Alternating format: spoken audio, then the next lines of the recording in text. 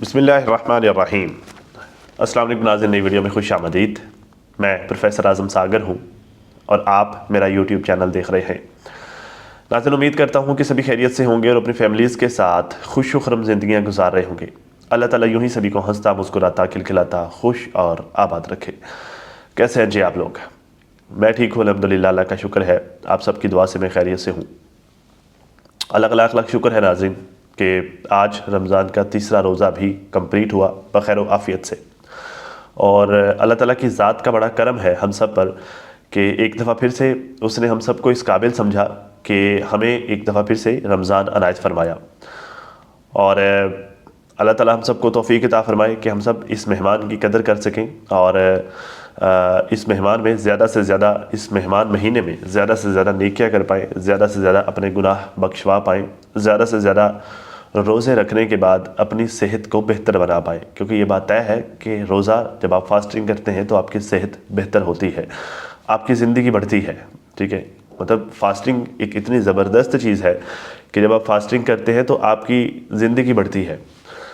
आपके जिस्म में जो बीमारियां लगनी होती है आपके जिस्म को, वो उन बीमारियों को रोज़ा खाता है, मतलब फास्टिंग उन बीमारियों को खाती है। तो हमारी ज़िंदगी बढ़ना शुरू हो जाती है। ठीक है, तो अल्लाह ताला का लाख लाख शुक्र है कि अल्लाह ने एक दफ़ा फिर से हमें इस काबिल समझा कि हमें रमज़ान अनायत फरमाया। ठीक है जी, बाकी छोटे मोटे इश्यूज़ फास्टिंग की वजह से जो चलते हैं स्टार्ट के महीने में, वो तो ज़ाहिर चल ही रहे हैं। मेरी आवाज़ में भी आपको तब्दीली नज़र आ रही होगी। ठीक है, तो बाकी रूटीन भी डिस्टर्ब होती है, ठीक ठाक डिस्टर्ब होती है, दिन में काम भी नहीं होता। वो ऐसा नहीं है कि रोज़े की वजह से नहीं होता, वो ग़ुनूदगी की वजह से नहीं होता। ठीक है, मतलब सैरी करके मेरे जैसे लोग जो वेले हैं, मतलब जिनको कोई काम नहीं होता सैरी की बाद, तो नमाज़ पढ़ के सो जाते हैं। तो अब जब दोबारा उठते हैं तो फिर उसके बाद फिर वो काम करने के काबिल नहीं होते, मतलब इतनी ज़्यादा ग़ुनूदगी होती है। क्योंकि नॉर्मल रूटीन तो ये है ना कि बंदा सुबह उठता है, चलो पानी शानी पीता है, तो अंदर से फ्रेश हो जाता है और फिर नहाता है, शावर वगैरह लेता है, तो बाहर से भी फ्रेश हो जाता है। तो लेकिन रमज़ान में ऐसा नहीं होता, पानी नहीं पी सकते, शावर वगैरह तो बंदा ले लेता है, लेकिन जो है वो अंदर एक अजीब सी जो है वो जलन सी, घुटन सी, मतलब वो फील होता रहता है कि यार अभी फ्रेश नहीं है अंदर से। तो बस उसी वजह से जो है वो काम भी नहीं होता। तो बस इस तरह की चीज़ें होती है नाज़रीन। बाकी जो है वो अब 11 महीने हम काम ही करते हैं, 11 महीने हम बहुत कुछ करते हैं। ये एक महीना है, अगर इस एक महीने में अगर हम जो है वो बहुत ज़्यादा काम ना भी कर पाएँ तो नॉट अ बिग डील, ये हमारे लिए एक किसी रहमत से कम नहीं है। ठीक है जी, तो खैर चीज़ें नाज़रीन काफ़ी सारी चल रही हैं, काफ़ी सारे मामलात इस वक्त सोशल मीडिया पर चल रहे हैं। माज़ूर ख़्वाह हूँ, आप सबको जो है वो थोड़ा सा बर्दाश्त करना पड़ेगा। मेरी तबीयत थोड़ी सी अपसेट है, तो उस वजह से जो है वो बार बार आपको मैं शायद गला साफ़ करने की आवाज़ आप सबको बर्दाश्त करनी पड़े। तो मैं तहे दिल से उसके लिए माज़ूर ख़्वाह हूँ। इंशाल्लाह एक दो दिन में ये भी ठीक हो जाएगा, सब इंशाल्लाह रूटीन में आ जाएगा सारा कुछ। तो खैर काफ़ी सारे मामला नाज़रीन चल रहे हैं, चीज़ें काफ़ी सारी हैं।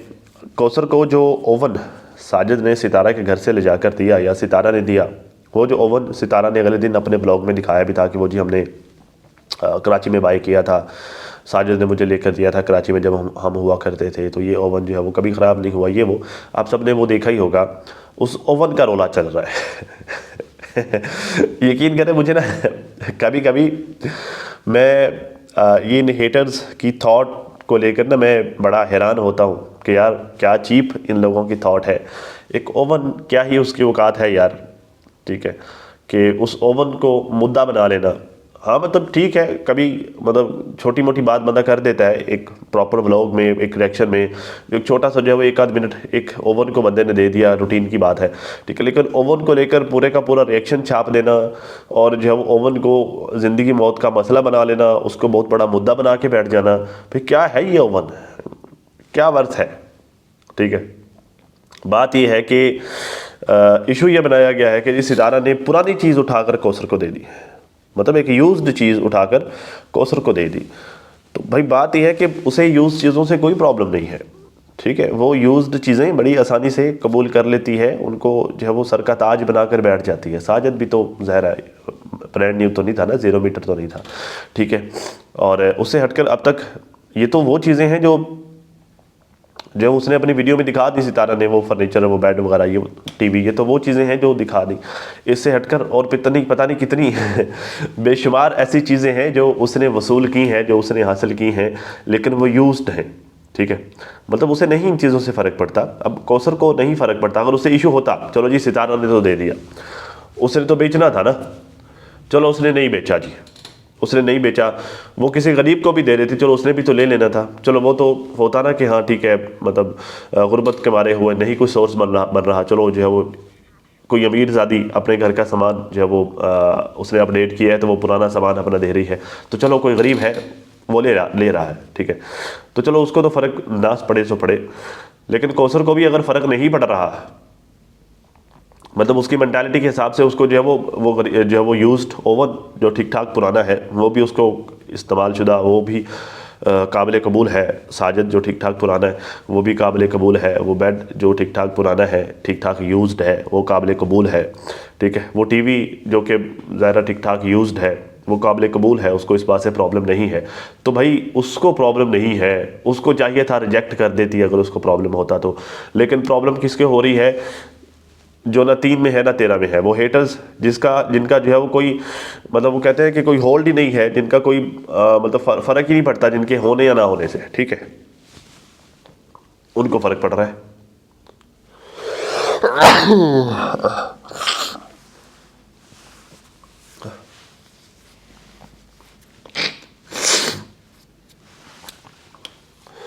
तो हेटर्स जो है वो रोला डाल के बैठे हुए हैं कि लो जी उसको यूज्ड ओवन दे दिया।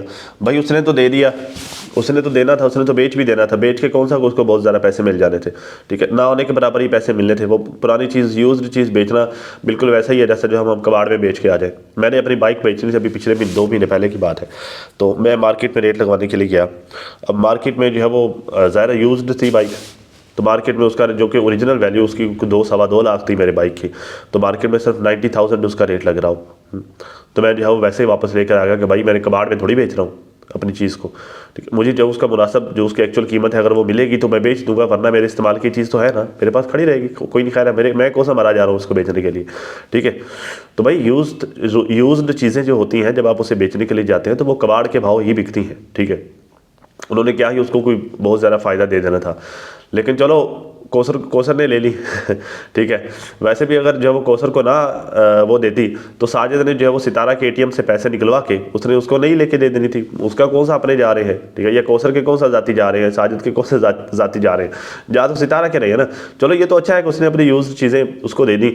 तो भाई जब एक्सेप्ट करने वाले को प्रॉब्लम नहीं है तो आप लोगों को किस बात की तकलीफ हो रही है कि लो जी उसने यूज्ड उसको जो है वो ओवन उसको दे दिया है, तो आपको तो आपने थोड़ी यूज़ करना है, भाई जिसने यूज़ करना है वो कर रही है, वो खुशी से यूज़ कर रही है, उसके लिए तो वही सोने का है भाई जब जो है वो सालन उसने गर्म करना है ओवन में, अगर उसके पास ना होता, ना होने से वो कुछ होना तो बेहतर है ना होने से, चलो वो यूज ही सही है तो सही ना, कि चलो उसका सालन तो गर्म कर रहा है, वो इब्राहिम का दूध भी गर्म कर रहा होगा, ठीक है, कुछ चाय शायद जो है अगर उसने बनानी हो या छोटा मोटा कोई काम करना हो वो भी वो करके दे रहा होगा।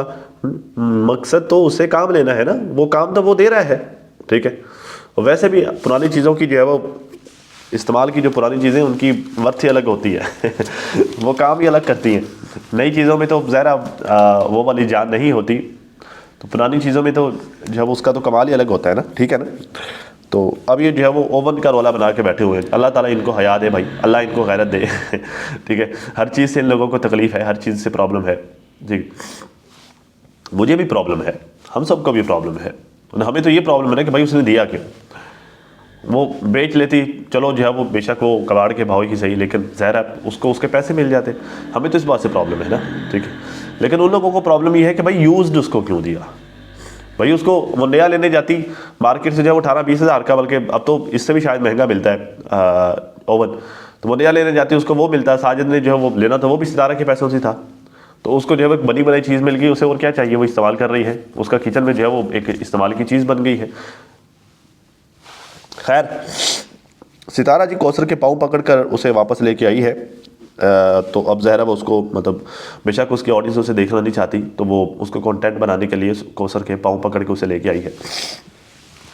इस पर जो कल भी मैंने थोड़ी सी बात की थी अपनी कल वाली वीडियो में, लेकिन जो है वो ये मामला काफ़ी चल रहा है। तो बात भी हालांकि वो भी पुरानी गई है, लेकिन फिर भी जो है वो इसको उठाकर हेटर्स रगड़ रहे हैं। भाई मुझे ये बात समझ ही नहीं आती सिरे से, ठीक है। भाई उसे क्या ज़रूरत पड़ी हुई है अपनी सौतन को उसके पैरों में गिरकर उसके जो है वो पाँव पकड़ के उसे लेके आने के, भाई आओ तुम जो है वो ज़बरदस्ती मेरी ज़िंदगी में आओ, हाँ उसे क्या ज़रूरत पड़ी हुई, इतना भी उसकी क्या मजबूरी बन गई है, इतना भी क्या जो है वो उसकी रोटी नहीं गुजरती कौसर के बगैर, मतलब रोटी नहीं खाई जाती उसे, या कौसर जो है वो क्या है, हैं। भी साजिद के लिए तो ज़रूरी हो सकती है कि चलो साजिद को कोई 13-15 साल की मोहब्बत है, ठीक है, उसकी तो जो है वो रातों की नींद उसके बगैर अधूरी हो सकती है, लेकिन सितारा का तो अल्लाह माफ़ करे कि ऐसा कोई सीन नहीं है ना। उसको क्या ज़रूरत पड़ी हुई है उसके पैरों में गिर कर जो है वो उसको जो है वो मतलब मिन्नत तरला करके उसे लेके आने की, उसे क्या ज़रूरत पड़ी हुई है। बात वो किया करो कि जिस बात की कोई सेंस भी हो, जिस बात की भी कोई समझ में आती हो।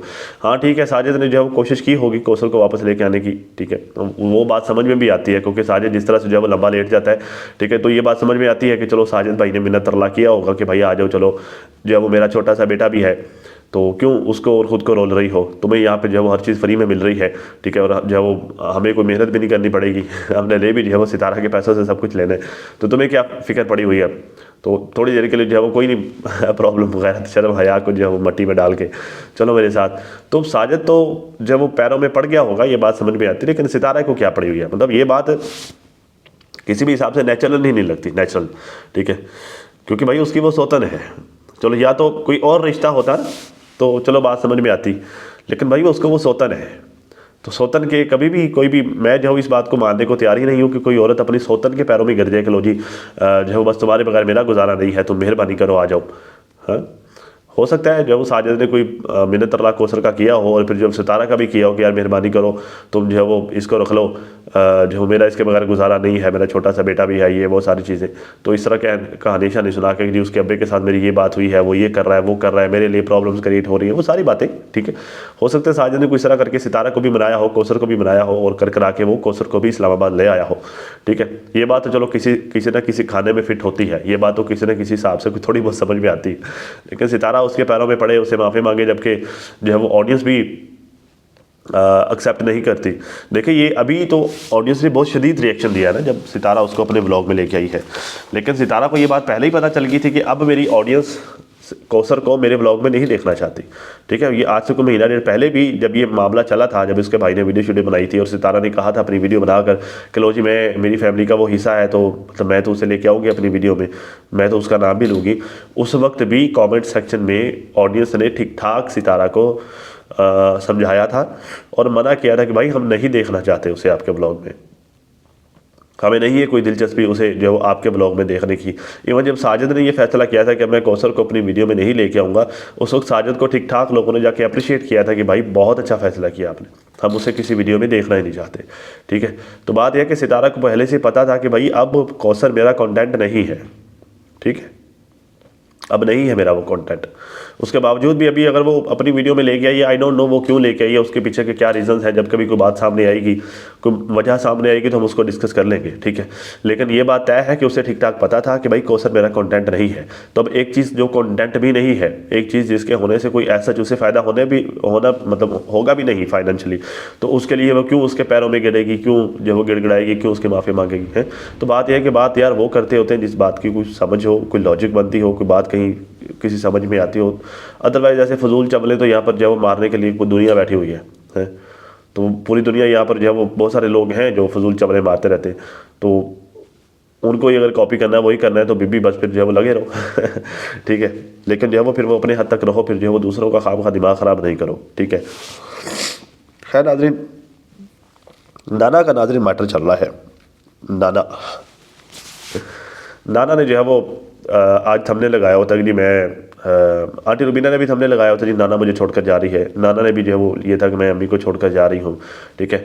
जबकि मैंने पूरी वीडियो देखी, पूरी वीडियो में सिर्फ जो है वो मेरे ख्याल से कोई टोटल कोई 6 से 7 सेकंड की एक बात होगी जब इसने अम्मा को बोला, अपनी आंटी रुबीना को, कि जी मैं आपको पता है कि मैं कहीं जा रही हूँ, तो आपने कहीं बताना नहीं है जब तक मैं चली नहीं जाऊँ। बस वो इतनी ही बात थी।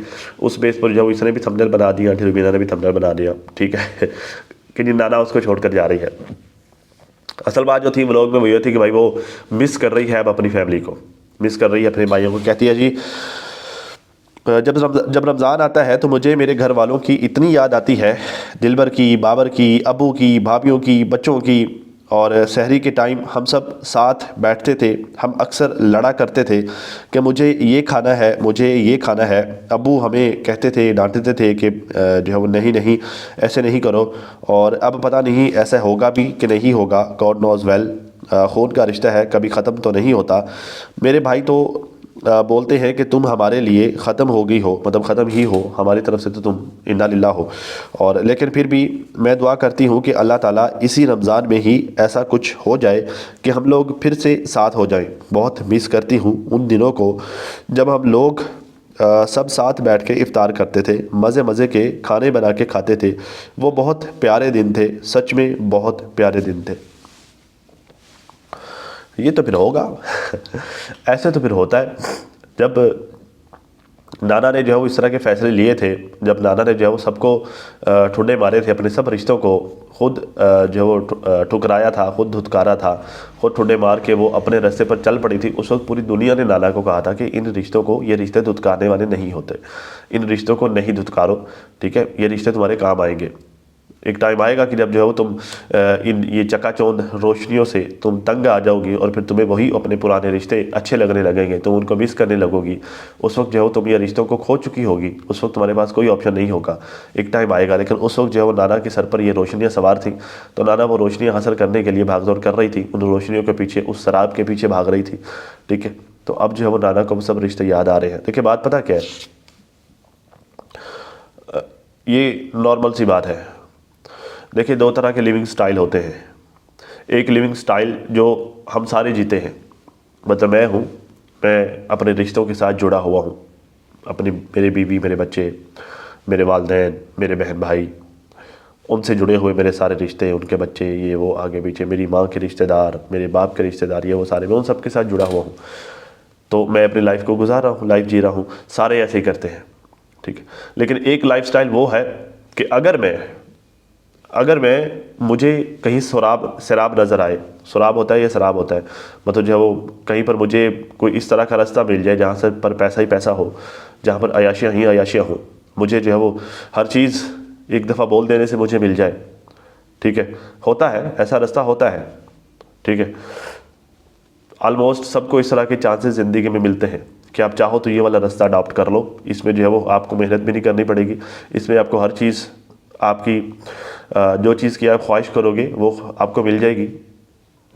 लेकिन जो है वो बदले में कुर्बानी के तौर पर आपको खुद से जुड़े हुए सारे रिश्ते छोड़ने पड़ेंगे।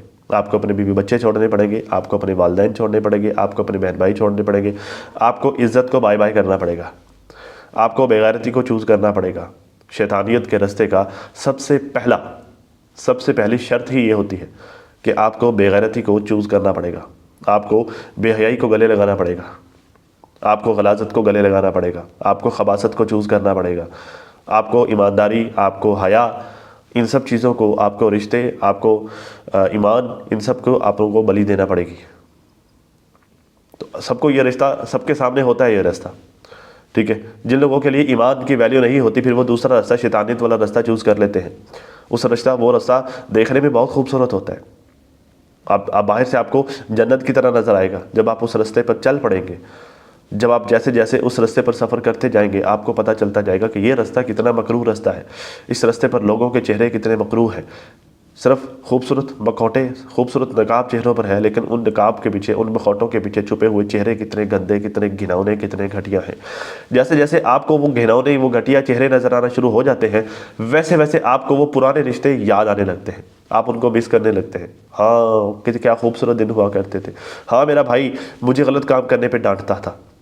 हाँ, मेरा भाई जब मुझसे कोई गलती हो जाती थी मुझे डांटता था, मुझे मारता था, लेकिन वो मुझे प्रोटेक्शन देता था, वो मुझे प्रोटेक्ट करता था।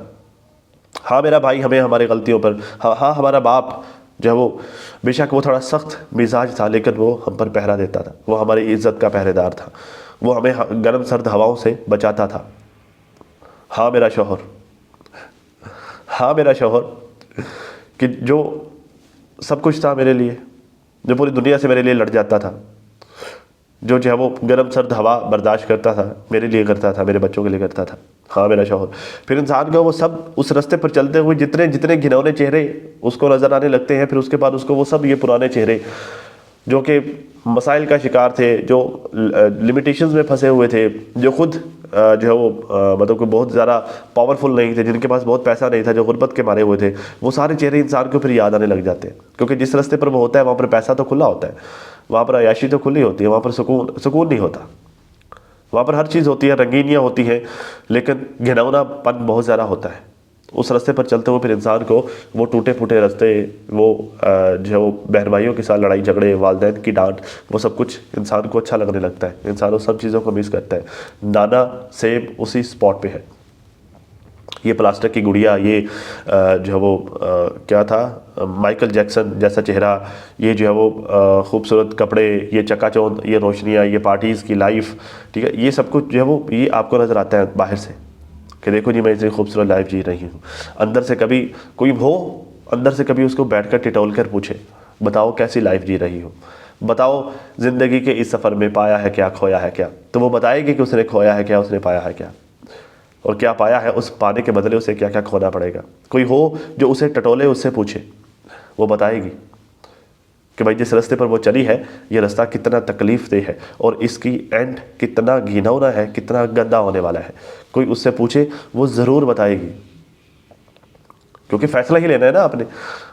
आपको खुद से जुड़े तमाम रिश्तों को अल्लाह हाफिज़ कहना पड़ता है। बस इस रिश्ते पे जब तक आप जवान हैं, इस रास्ते में जब तक आप जवान हैं, आप खूबसूरत हैं, आपके पास खूबसूरत जिस्म है, तभी वो अपने जिस्म को खूबसूरत बनाने के लिए, अपने चेहरे को खूबसूरत बनाने के लिए कितने पापड़ बेलती है, आप सब लोग देखते हो कि नहीं देखते, ठीक है। जब तक आपके पास ये सब कुछ है, तब तक आपके लिए हर चीज़ यस है, अवेलेबल है। लेकिन जैसे ही ये जवानी, जैसे ही ये खूबसूरती, जैसे ही ये शबाब बांध पड़ना शुरू होगा, वैसे वैसे आपके इर्द गिर्द घूमती चकाचौंध रोशनियाँ ऐसा ऐसा अंधेरों में बदलना शुरू हो जाएंगी। फिर आखिर अंधेरी रात है, आखिर में हर तरफ आपको अंधेरे नजर आएंगे, किसी साइड पर भी रोशनी की कोई किरण बाकी नहीं रहेगी। और एंड किसी गंदे नाले में, किसी तारीख गली में, किसी जो है वो बहुत पुराने भद्दे से किसी कमरे में, जहाँ पर कोई पूछने वाला नहीं है, खांसते हुए बीमारी से एड़ियाँ रगड़ रगड़ कर मौत, किसी को पता ही नहीं है गुमनामी की मौत। ये लाइफ है, ये रास्ता है जो सबको मिलता है चूज़ करने के लिए, लेकिन जिनके पास ईमान होता है वो उस रास्ते को चूज़ नहीं करते। जो अपना ईमान, जिनके लिए ईमान की वैल्यू नहीं होती, फिर वो उस रास्ते पर चल पड़ते हैं, और उस रास्ते पर चलते हुए फिर वो सब कुछ खो देते हैं। फिर जब बंदा उस रास्ते पर चल पड़ता है, फिर वो उसे जो है वो अपनी किसी खाला के इमोशंस का कोई ख्याल नहीं होता, उसकी इज़्ज़त उसके लिए बेमायनी हो जाती है, उसके लिए फिर अपने भाई की इज़्ज़त बेमायनी हो जाती है, बाप की पगड़ी उसके लिए वैल्यूएबल नहीं रहती मज़ीद। फिर इस तरह के लोग होते हैं जो कहते नहीं वहाँ पेशाब करने की जगह को इज़्ज़त बोलते हैं। देखा है ना आप लोगों ने, वो कोई इंडियन फिल्म का कोई सीन था, पर वो फिल्म का मुझे नाम नहीं याद, ठीक है, लेकिन वो बेटी अपने बाप को कहती है कि कैसे लोग हो आप, पेशाब करने की जगह को आप इज़्ज़त बोलते हो, ठीक है। तो फिर इस तरह के लोग होते हैं, ठीक है। खैर कहाँ निकल गया जी मैं। अनुराधा शर्मा मुझे जो है वो नाज़िन आज एक नई चीज़ फेस करना पड़ी है। अनुराधा शर्मा सिस्टर है, इन्होंने मुझे कमेंट किया है, एक आईडी है, खातून कमेंट करती है, अक्सर आती है मेरे कमेंट सेक्शन में, कहते जी भाई this is my back to back second comment for you. पता नहीं क्यों ऐसे लग रहा है कि आप कौसर के बारे बड़े वेल विशर हैं, ट्रोलिंग हो जाएगी आपकी। बाजी मैंने क्यों होना है उसका वेल विशर, मैंने कौन सा उसके साथ कोई रिश्तेदारी करनी है। मुझे क्या पड़ी हुई बाजी उसका वेल विशर होने की है। आपको शायद पता नहीं है, या शायद आपने रेगुलर वीडियोस मेरी देखी नहीं है। मैं पिछले दिनों साजिद भाई ने जो यूट्यूब छोड़ने का अनाउंसमेंट किया था, वो मेरी वजह से किया था। अब सॉरी, मैं जो नहीं कोई इस तरह की बात करना चाह रहा था, नहीं मैं ये सब आप लोगों के सामने रखना चाह रहा था, लेकिन साजिद से कोई पूछे तो वो बताएगा। साजिद के चेले चपाटे आकर मुझे जो वो लंबे लंबे कमेंट करके जाते थे, क्यों? क्योंकि मेरी बातें जो ठा ठा करके बज रही थी जाके, ठीक है। तो बाकी साजिद के साथ मेरा क्या पंगा था? यही तो पंगा था कि भाई आप कौसर को ज़्यादा टाइम दे रहे हो, सितारा को नहीं दे रहे, ठीक है। या आप जो है कौसर की वजह से आप सितारा को तकलीफ दे रहे हैं, ठीक है। तो बात यह है कि यार मैंने उसका क्या वेलविशर होना है। बाकी हाँ ये बात भी ठीक है कि मेरी उसके साथ कोई दुश्मनी तो नहीं है, हमने कौन सा कोई ज़मीन बांट रही है, या मेरा कौन सा वो हक छीन के भागी है। जिसकी दुश्मनी है, मतलब जिसका उसने हक छीना है, वो तो उसको वीडियोज़ में लेकर घूम रही है। ठीक है, तो मेरे कौन सा जो है वो अल्लाह माफ़ करे कि उसके साथ कोई लड़ाई झगड़ा है, कोई पंगा है। बस जो है वो रिएक्शनिस्ट हैं हम, जहाँ पर जो बात ठीक लगती है वो बोलते हैं, जो बात ठीक नहीं लगती उसको ठीक नहीं बोलते, जो ठीक लगता है उसे ठीक बोलते हैं। बस इतनी सी बात है। बाकी जो मैं भाई ना यहाँ पर किसी के साथ मेरी कोई रिश्तेदारी है, ना यहाँ पर किसी के साथ मेरी कोई दोस्ती है, ना मैं यहाँ पर किसी का सगा हूँ। मैं सगा हूँ तो सिर्फ़ और सिर्फ मेरी ईमानदारी का, मेरी दयानतदारी का, मेरी ऑडियंस का, ठीक है।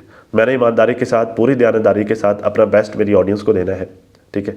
और मुझे मेरी ऑडियंस का सिर्फ प्यार चाहिए, बाकी मुझे किसी से कुछ भी नहीं चाहिए, ठीक है। ना मुझे किसी के साथ कोई ताल्लुक बना कर रखना है, ना मुझे किसी के साथ कोई यारी लगा कर रखनी है यहाँ पर, ना मुझे जो है वो किसी को यहाँ पर कोई सपोर्ट करने के लिए बैठा हूँ, ना मैं यहाँ पर किसी का वेल विशर हूँ।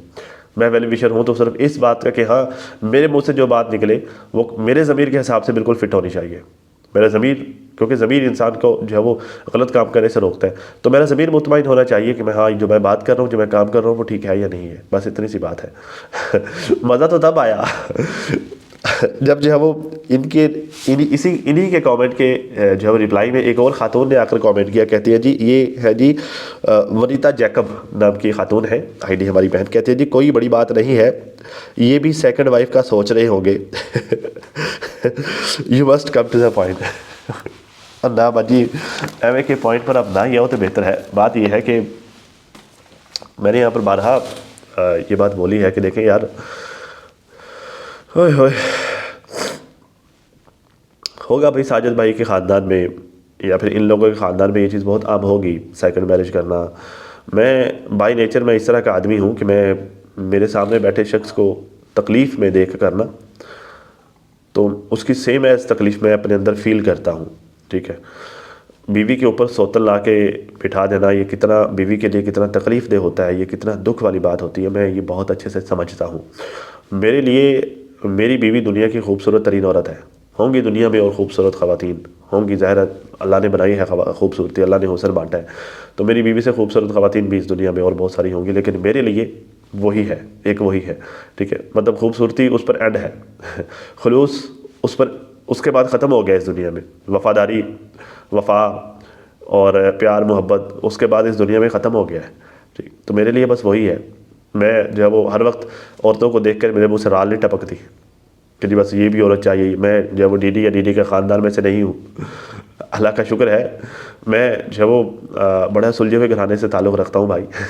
ठीक है, और हमारे घरानों में ये सेकंड मैरिज ये कोई आम बात नहीं समझी जाती। ठीक है, बड़ा तकलीफ़ दे होता है जब कोई मर्द अपनी बीवी के ऊपर लाकर सौतन बिठाता है, हमारा पूरा ख़ानदान उसके अगेंस्ट खड़ा हो जाता है कि ये तुम क्या कर रहे हो। ठीक है, उन सारी चीज़ों के ख़ानदान का खड़ा होना या ना होना वो एक अलग बात है। ठीक है, लेकिन बंदे की एक ज़ाती सोच भी होती है। मैं मुतमईन हूँ, मुझे लगता है कि भाई मैं अधूरा था, मेरी बीवी ने आकर मुझे मुकम्मल कर दिया। देखिए क्या वजह ढूंढता है बंदा अपनी बीवी के ऊपर सौतन ला के बैठाने के लिए, क्या वजह ढूंढता है कि हाँ जी अल्लाह ने मुझे इससे औलाद नहीं दी, मेरे पास ऐसी कोई वजह नहीं, अल्लाह ने मुझे औलाद भी दी है। अच्छा, अक्सर लोग वजह ढूंढते हैं जी हमें बेटी नहीं मिली इस औरत से, अल्लाह ने मुझे बेटी भी दी है। अक्सर लोग ये वजह ढूंढते हैं जी हमें बेटा नहीं दिया, अल्लाह ने मुझे बेटा भी दिया है। अक्सर लोग ये वजह ढूंढते हैं कि मेरी बीवी को इतनी खूबसूरत नहीं है, मेरी बीवी ठोक बजा कर अल्हम्दुलिल्लाह खूबसूरत है। आप लोगों ने देखी नहीं है ठीक है, लेकिन अल्लाह का शुक्र है ठोक बजा कर खूबसूरत है, रज के खूबसूरत है। ठीक है, अच्छा अक्सर लोग ये वजह ढूंढते हैं कि लो जी ये वफाशार नहीं है, ये या अतात गुजार नहीं है, मतलब नाफरमान है। नहीं, ऐसा भी कोई सीन नहीं है। ठीक ठाक जो है वो अल्लाह का शुक्र है, अतात गुजार है, इज़्ज़त वाली है, इज़्ज़त करती है, एहतराम से पेश आती है। ठीक है, और मेरी ज़रूरियात का वो ख़ुद से ख्याल रखती, मुझे बोलना नहीं पड़ता। तो बात यह है कि इन सारी चीज़ों को, हाँ ठीक है, अगर कोई एक आध इस तरह की चीज़ हो भी जो मुझे नापसंद हो तो ये सबके यहाँ होता है, लेकिन जो है वो मैं उस एक चीज़ को नहीं देखूँगा, मैं वो 10 अच्छाइयों को देखूँगा जो मेरी बीवी में है। ठीक है, और हर मर्द को यही करना चाहिए। रिश्ते इस तरह से चलते हैं, इंसान को, कपल्स को यही देखना चाहिए कि भाई फ़र्ज़ किया कि 9 बुराइयां हैं, एक अच्छाई है ना, उस एक अच्छाई को देखना चाहिए कि हाँ यार ये अच्छाई है, वो जो मैंने और लेके आनी है ना, पता नहीं उसमें ये भी मिलती है कि नहीं मिलती। ठीक है, तो मेरे वाली तो अल्लाह का शुक्र है तोन पर पहुँच जाए अच्छाइयों से अल्लाह का शुक्र है अच्छाइयाँ ही अच्छाइयाँ हैं। तो भाई ना मैं ऐसा सोच भी नहीं सकता ये दूसरी लेके आने वाला। ठीक है, मैंने जो है वो पिछले कुछ 6 साल यहाँ पर बैठकर लोगों को इसी बात पर क्रिटिसाइज़ किया है कि जी दूसरी ले आया, एक्स्ट्रा मैरिटल अफेयर्स चलाए हैं और जो है वो सेकंड मैरिज कर ली है, दूसरी औरत लाकर बैठा दी है बीवी के ऊपर। इस तरह की चीज़ों पर मैंने यहाँ पर बैठकर लोगों को क्रिटिसाइज़ किया है, और अब खुद वही काम करूँ तो फिर मेरे लिए तो जो है वो डूब कर मरने का मकाम है ना तो फिर मेरी तो ज़ुबान ना हुई, फिर मैं तो फिर मर्द ही ना हुआ। भाई 6 साल यहाँ पर बैठ कर रोला डाला है, एंड में फिर वही काम किया है, तो फिर सियाना कहाँ हमेशा कहाँ गिरता है कहाँ गिरता है, ज़रा कमेंट करके बताएं। तो भाई मैं सियाना कौवा नहीं हूँ। ठीक है, मैं बावफा मर्द हूँ और मैं अपनी बीवी से प्यार करता हूँ, तो मैं उसके लिए जो है उसके सर पे कोई दूसरी लाकर नहीं बिठाऊँगा तो आपके इस कमेंट ने मुझे हंसाया भी बड़ा और समहाउ मुझे इमोशनल भी किया कि यार ये किस तरह लोग मेरे बारे में सोच रहे हैं। तो ऐसी कोई बात नहीं है मेरी बहन मैं जो है वो मुस्तकिल करीब या फिर मुस्तकबिल करीब या फिर मुस्तकबिल बईद मैं इस तरह की कोई सोच नहीं रखता दूसरी लेके आने वाली। तो खैर नाज़रीन, अब तक इतना ही। अपना और अपनी फैमिली का बहुत सारा ख्याल रखिए और साथ अपनी दुआओं में मुझे भी लाजमी याद रखिएगा। मिलते हैं किसी नई वीडियो में, तब तक के लिए अल्लाह हाफ़िज़।